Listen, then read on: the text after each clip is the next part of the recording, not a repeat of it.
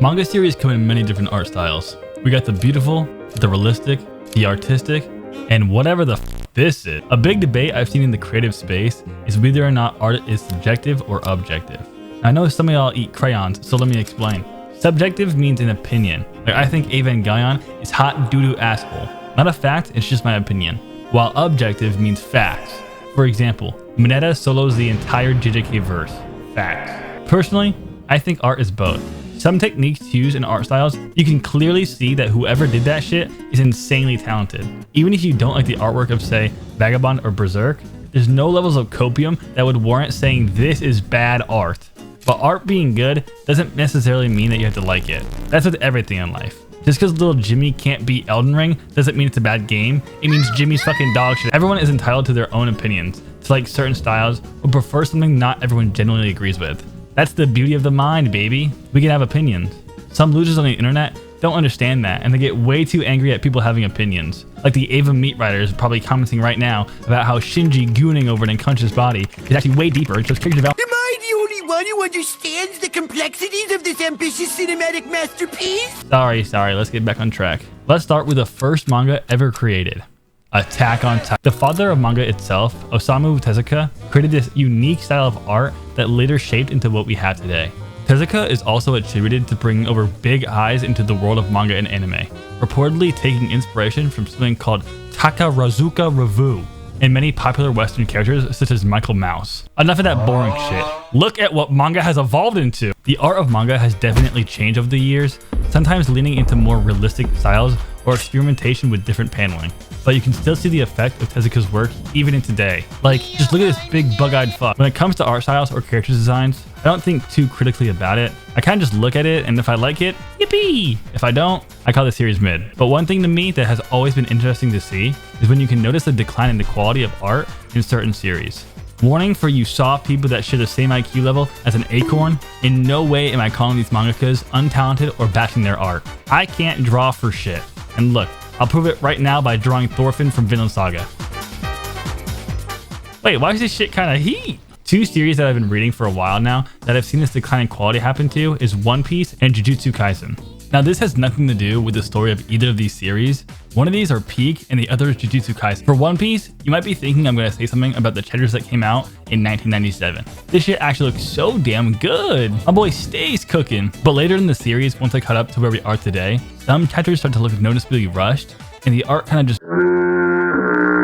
Again, this is not me shitting on the go. It's more looking at why this happens and what changes. I think the most apparent reason is probably that this man has been shitting out chapters weekly longer than I've been alive.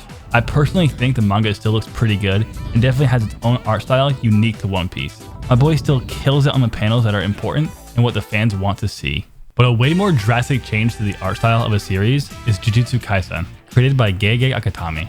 This one genuinely upsets me. After finishing season 2 when it was done releasing as the anime, I went to read the manga from chapter 1, and this shit was just as gas. Every panel looked insane. Each fight I was able to tell exactly what was happening, even if I didn't understand the power system. And looking back, we were privileged, like little white boys busting it down at Thanksgiving. But now look what we've got on our plates. Lunch Lady Slop.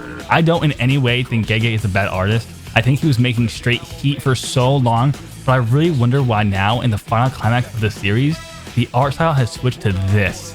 It could be health reasons, a stylistic choice, or maybe my mans is just tired of the series and wants it to finish. I also know that making manga weekly for Shonen Jump is probably insanely stressful and takes everything out of you, but I could see how that could be a factor in a lot of this, and a factor as to why so many artists in the space fall ill. When I first started to read manga, I had a hard time telling what was going on in some of the action scenes. Even shit being colored. JoJo's had me inspecting every last inch of Gyro's body to figure out what this was supposed to be. That isn't due to the art being bad, I just think going from anime to manga can be hard in that regard, and I've gotten a lot better at knowing what is happening since then. Now, while Gege can still drop straight beauties like this whenever he wants, his messy line work and art style is so hard for my walnut brain to keep up with. Character design is another huge difference between different series and how mangakas draw. It helps them stand out from others and have their own kind of style in the easiest way possible. One of the biggest, most recognizable character designs in anime and manga is Akira Toriyama's cast.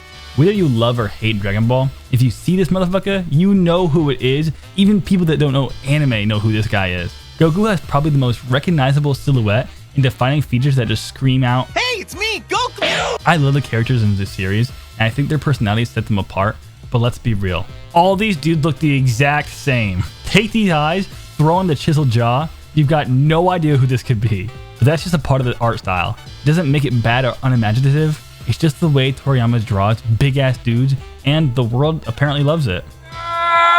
My Hero Academia is another funny case with all of their characters. I saw from a video recently that My Hero's author, Kohei Horikoshi, went from drawing normal noses on characters to adopting his own style and making every character have these pyramid little bumps that he calls noses. Dude hates drawing noses so much, he made one of the coolest characters in My Hero and just didn't even give him one. All his big series have the same kind of art style. They all give you some sort of familiarity with My Hero, if that was the first series of his that you have read. They all feel tied to the same universe, though being from different series.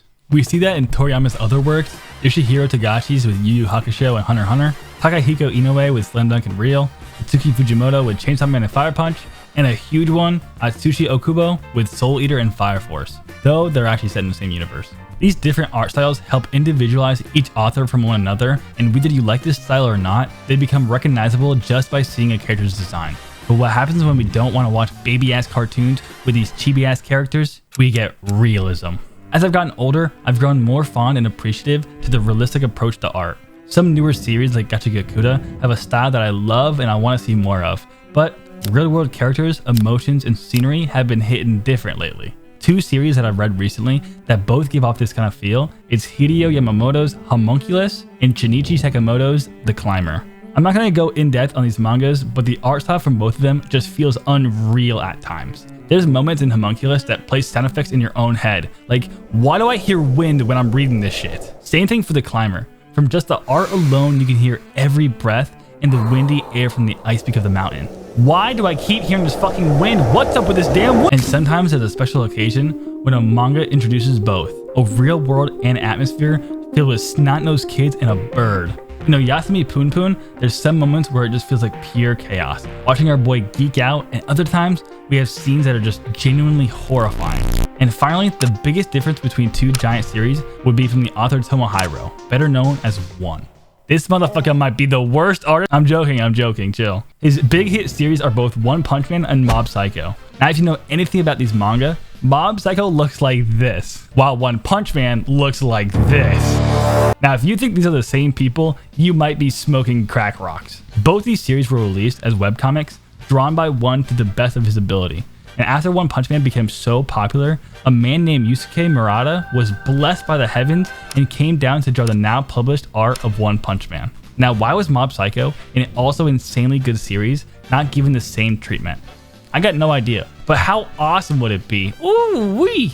To be fair, the world of Mob doesn't really need to switch up its art or have it improved. Going back to the realism thing, One Punch Man kind of benefits from this amazing art and uses the cartoony look as a joke sometimes, while I feel like Mob Psycho benefits from this fun cartoony art style. Though One may not be the best artist, you can't help but appreciate this man's pure love for storytelling and pushing through that hurdle to still become a mangaka. And just look at how much my man has improved. This man cooking. The world of art and manga has so much to offer, from pretty visuals to emotions like you've never felt. Authors pour their heart and soul into their pieces in hopes that it resonates the same way to their readers. No matter if the art is objectively good, someone can love a certain style or artistic approach and resonate with it on a deeper level. Not everything has to be this insanely detailed piece of art crafted by Jesus himself. And that is why the world of art is so fascinating.